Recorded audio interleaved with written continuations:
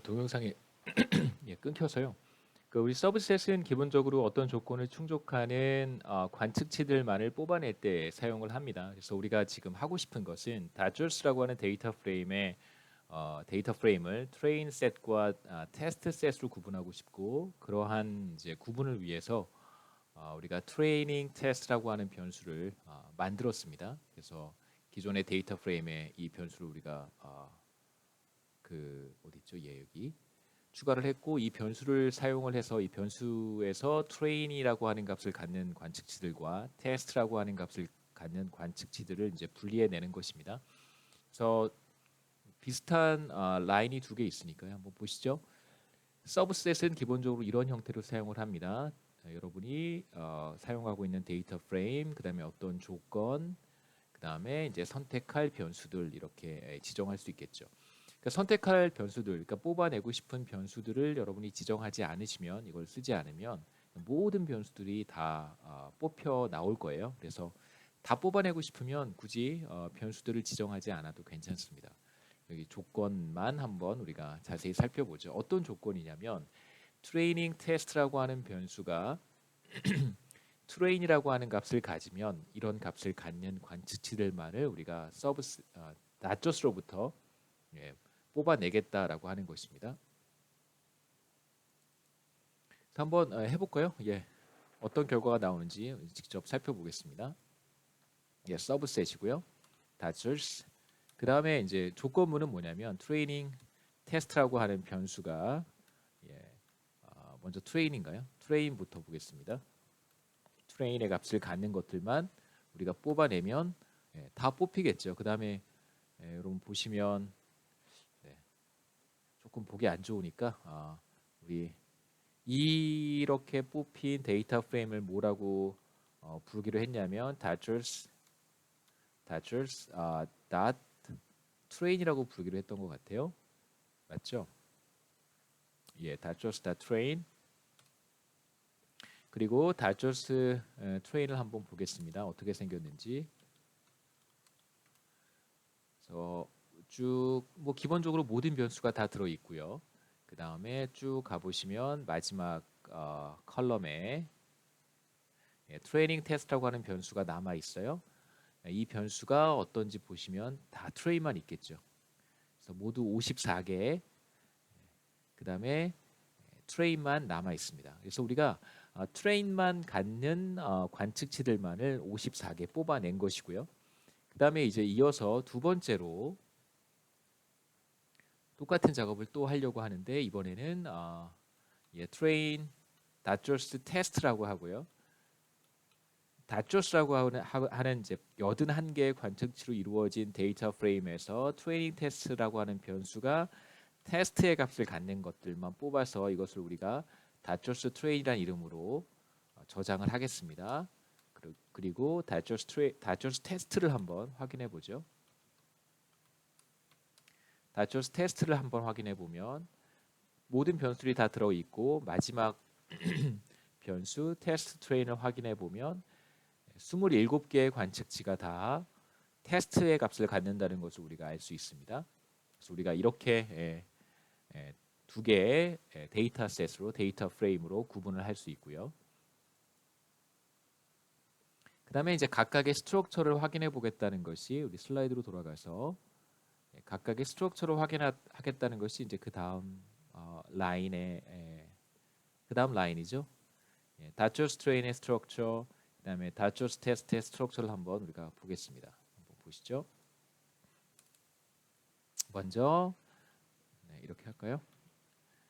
다조스 테스트의 스트럭처는 27개의 관측치와 15개의 변수들 다 들어있고, 보시면 물론 이제 원래 트레이닝 테스트는 두 개의 범주를 갖도록 만들어진 변수잖아요. 그래서 두 개의 범주를 갖는 것으로 나타나지만 뭐 여기엔 다 테스트만 들어 있습니다.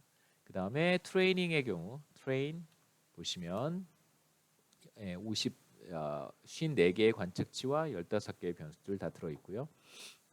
이렇게 해서 우리가 두 개의 데이터셋, 데이터 프레임으로 구분을 할 수 있었습니다. 자, 쭉 넘어가서요. 우리 다 설명을 제가 했으니까 넘어가겠습니다.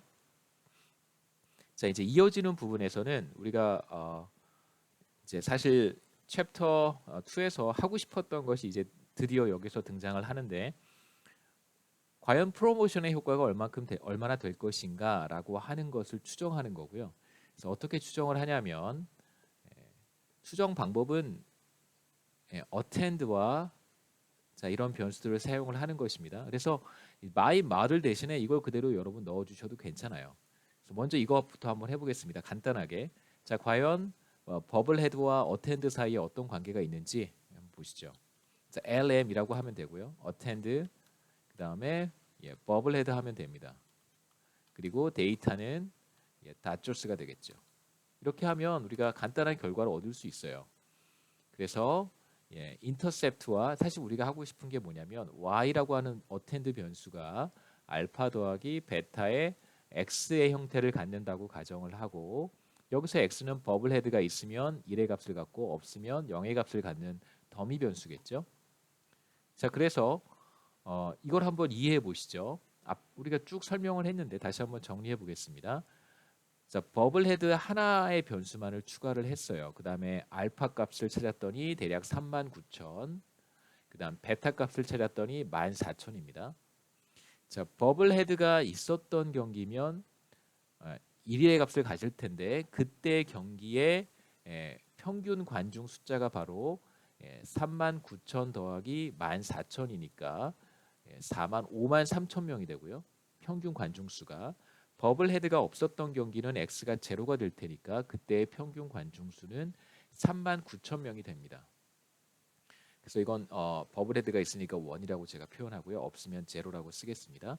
그래서 알파 값이 보여주는 것은 뭐냐면, 요 인터셉트가 여기서 보여주는 것은 버블헤드 프로모션이 없었을 때 평균 관중 수를 보여주는 것이겠죠. 그래서 통상적으로 말할 때 여기서 기울기가 보여주는 것은 더미 변수들이 다 0의 값을 갖는 경우에, 그러니까 베이스라인이 되는 거예요. 베이스라인.